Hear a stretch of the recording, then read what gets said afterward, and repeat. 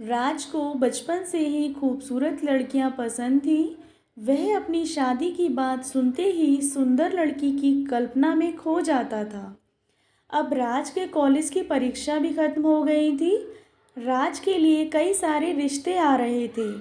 एक दिन राज के मामा ने उसकी शादी भी तय कर दी। राज का मन लड़की देखने का था। उसे देखना था कि जैसी पत्नी की वो कल्पना करता है वो वैसी है या नहीं। राज ने मामा से अपनी होने वाली पत्नी को देखने को कहा, लेकिन मामा ने उसे कहा कि वो बहुत ही सुंदर है। उन्होंने उसे खुद देखा है। मामा की बातों पर भरोसा करके राज ने शादी के लिए हाँ कर दी। शादी का दिन भी आ गया। मंडप के पास बैठा राज अपनी पत्नी को देखने के लिए उतावला था। होने वाली पत्नी को उसने गहनों से सजा हुआ देखा। चेहरे पर घूंघट, हाथों और पैरों की सुंदर उंगलियां देखकर उसके मन को थोड़ी राहत मिली। दूसरे दिन विदाई के बाद जैसे ही डोली राज के घर पहुंची, तो वो तुरंत अपनी पत्नी को देखने के लिए दौड़ा। तब उसकी पत्नी पालकी से बाहर घूंघट उठाकर देख रही थी। जैसे ही राज की निगाहें उस पर पड़ी, उसे बहुत दुख हुआ। राज ने जैसी पत्नी के सपने देखे थे वो बिल्कुल भी वैसी नहीं थी। चौड़ा सा मुंह, चपटी नाक, फूले से गाल राज को बिल्कुल पसंद नहीं आए। रंग भले ही उजला था, लेकिन उसके अलावा राज के सपनों की दुल्हन से वो एकदम अलग थी। राज की सारी खुशी गुम हो गई। उसे मामा पर काफ़ी गुस्सा आया, जिन्होंने लड़की की तारीफों के पुल बांधे थे। सबसे पहले उसने मामा से लड़ाई की, उसके बाद ससुराल वालों से और फिर अपने घर वालों से। राज के मन में हुआ कि इस महिला के साथ किस तरह से पूरा जीवन बिताऊंगा। इसके साथ पूरा जीवन मुझे कांटों भरा लगेगा। मैं सोच भी नहीं सकता कि ऐसी महिला से मेरी शादी हो गई है। मेरे क्या ख्वाब थे और क्या हो गया। भगवान को मेरे साथ ही ऐसा करना था। फिर उसके मन में हुआ कि शादी मैंने ज़बरदस्ती तो की नहीं थी। अब इस लड़की को क्या पता था कि पत्नी को लेकर मेरे क्या सपने थे। इसमें इसका क्या दोष है। इस सोच के बाद भी राज का दिल उसे स्वीकार करने को तैयार नहीं था। वो घंटों श्रृंगार करती, अपने बाल संवारती थी, लेकिन राज के मन को बिल्कुल भी नहीं भाती। राज हरदम उससे दूर भागता और उसकी पत्नी पूरे भाव के साथ उसकी सेवा करना चाहती थी। जब भी राज पत्नी किरण उससे कुछ बात करने की कोशिश करती, वो उसे दो खरी खोटी सुना देता। राज रोज़ दोस्तों के साथ बाहर जाता और पत्नी घर में उसका इंतज़ार करती रह जाती। काफ़ी दिनों के बाद जब राज घर खाना खाने के लिए आया, तो किरण ने कहा कि आप मेरी वजह से घर में रहना ही छोड़ देंगे क्या।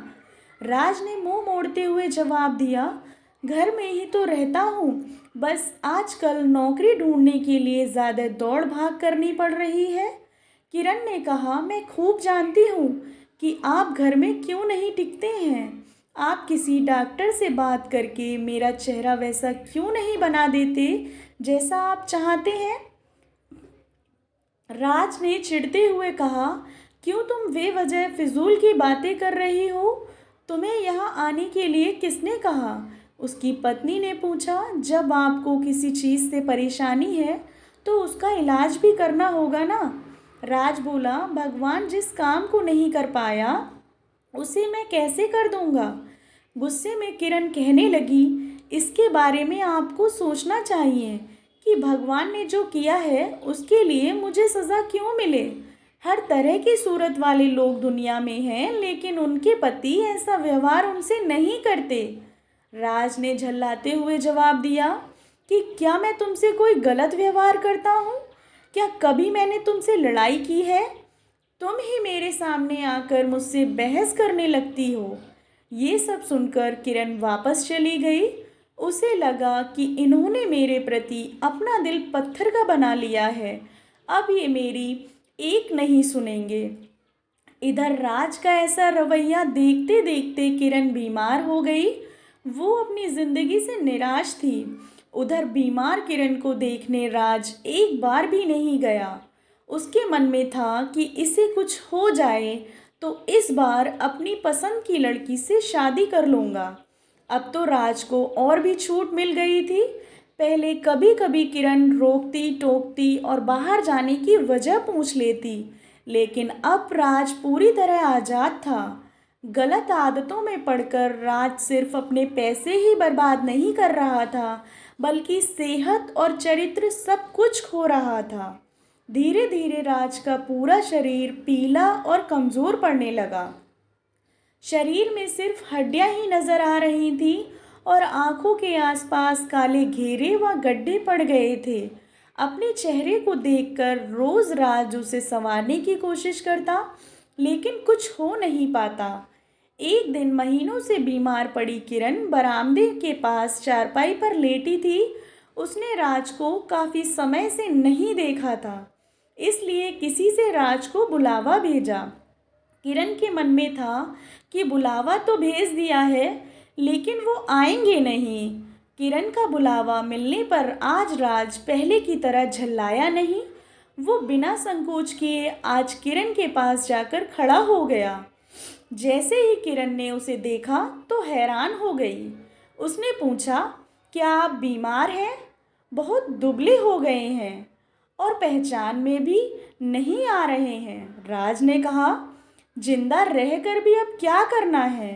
किरण ने नाराज होते हुए राज का हाथ पकड़कर चारपाई पर बैठा दिया और बोली, दवाई क्यों नहीं लेते? आज किरण के इस तरह उसे खींचने पर राज नाराज नहीं हुआ। उसके व्यवहार में वो कड़वाहट नहीं थी। उसका गुस्सा जैसे पिघल गया था। चारपाई में बैठते ही राज ने जवाब दिया, अब दवाई से मेरा कुछ नहीं होगा। मौत ही मुझे अपने साथ लेकर जाएगी। मैं ऐसा तुम्हें दुख देने के लिए नहीं कह रहा हूँ। मैं भयंकर रोग से ग्रस्त हूँ और अब मैं बच नहीं सकता। इतना कहते ही राज चारपाई पर बेहोश होकर गिर गया। उसका पूरा शरीर कांपने लगा और पसीना पसीना हो गया। राज की ये हालत देखकर महीनों से बीमार पड़ी किरण झट से बिस्तर से उठ गई। वो पानी लाकर राज के चेहरे पर मारने लगी, लेकिन उसे होश नहीं आया। शाम तक राज का मुंह टेढ़ा हो गया और शरीर में कोई हरकत नहीं थी। यह लकवा था जिसकी चपेट में राज आ गया था। इस रोग में बीमार किरण ने राज की खूब सेवा की। लगातार 15 दिन तक राज की स्थिति नाजुक बनी रही। दिन रात एक करके किरण द्वारा की गई मेहनत रंग लाने लगी। राज की हालत कुछ संभली, लेकिन अभी भी किरण राज को दवाई पिलाती और खाना खिलाती थी। इन सब में वो अपनी तबीयत को जैसे भूल ही गई थी। शरीर बुखार से तपता था, लेकिन उसे राज की स्थिति के सामने खुद की सेहत कुछ भी नहीं लगती थी। अब राज के दोनों पैरों में थोड़ी ताकत आने लगी थी। धीरे धीरे 4-5 महीने में वो अपने पैरों पर खड़ा होने लगा, लेकिन उसका मुंह टेढ़े का टेढ़ा ही रहा। उसके चेहरे पर पहले जैसी रौनक भी नहीं रही। एक दिन अपना चेहरा शीशे में देखने के बाद राज ने कहा कि मुझे भगवान ने अपने किए की सज़ा दी है। किरण, मैंने तुम्हें सुंदर नहीं माना और आज देखो मैं कितना कुरूप हो गया हूँ। अब तुम भी मेरे साथ वैसा ही व्यवहार करो जैसा मैं तुम्हारे साथ किया करता था। किरण ने हंसते हुए पति से कहा, आप मेरी आंखों से देखेंगे तो पता चलेगा कि आप में कोई अंतर नहीं आया है। आप पहले जैसे थे, अब भी वैसे ही हैं। राज बोला, अच्छा, बंदर जैसा मुंह दिख रहा है और तुम कहती हो कोई अंतर नहीं आया है? तुम्हें मालूम है ना, भगवान ने मुझे मेरी करनी की सज़ा दी है। सबने खूब जतन किए, लेकिन राज का मुंह सीधा नहीं हो पाया। पति के पैरों पर खड़े हो जाने के कुछ समय बाद ही किरण ने घर में पूजा रखी, क्योंकि उसने भगवान से राज के लिए मन्नत मांगी थी। पूरे मोहल्ले के लोग राज के घर में जमा थे। भजन संगीत चल रहा था। तभी किरण की एक दोस्त ने उससे पूछा, अब तो तुझे अपने पति का चेहरा देखने की इच्छा नहीं होती होगी? कैसा टेढ़ा हो गया है मुंह। गंभीर आवाज़ में किरण बोली, मुझे तो कुछ फर्क नज़र नहीं आता है। उसकी दोस्त ने पलटकर कहा, चल झूठी, ऐसा थोड़ी होता है, बातें मत बना ज़्यादा। फिर किरण कहने लगी, सच कह रही हूँ, मुझे उनकी आत्मा मिली है जो उनके रूप से बढ़कर है और मैं हमेशा उनकी आत्मा को ही देखती हूँ। राज कमरे में दोस्तों के साथ बैठा था। तभी उसके एक दोस्त ने बरामदे की तरफ खुलने वाली खिड़की खोल दी। उसने राज से पूछा, आज तो यहाँ कई खूबसूरत लड़कियाँ हैं, बता तुझे कौन सी अच्छी लग रही है। राज ने कहा, खिड़की बंद कर दो। और जहाँ तक रही पसंद की बात, तो मुझे वही पसंद है जिसके हाथ में फूल की थाली है। दोस्त ने पूछा, तेरे चेहरे के साथ पसंद भी खराब हो गई है क्या? मुझे तो वो दूसरों से कम खूबसूरत लगती है। राज बोला, मैं उसकी आत्मा को देख रहा हूँ, वो हर किसी की सूरत से ज़्यादा सुंदर है। तब उसने पूछा, अच्छा यही तुम्हारी पत्नी है क्या? राज ने कहा, हाँ बिल्कुल, यही वो देवी तुल्य महिला है। दोस्तों, हमें व्यक्ति की बाहरी सुंदरता नहीं बल्कि मन की सुंदरता देखनी चाहिए। बाहरी सुंदरता तो कभी भी फीकी पड़ सकती है, लेकिन जिसका मन सुंदर है वो व्यक्ति हमेशा ही सुंदर रहता है।